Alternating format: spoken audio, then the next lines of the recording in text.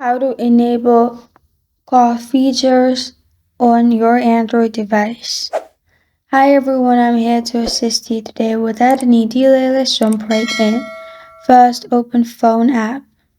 After you're in the Phone app, click on three dots at the top right corner of your screen. Then click on Settings.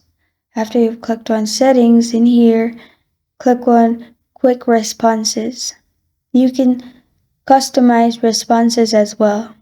When you won't be able to pick up the call, you can simply click on Quick Responses and click one of the options.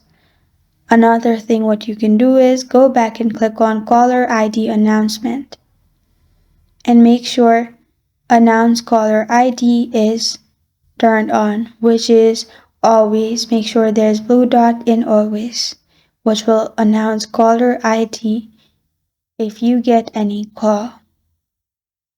After that, you can simply go back and you're good to go. This is how to enable special call features on Android device.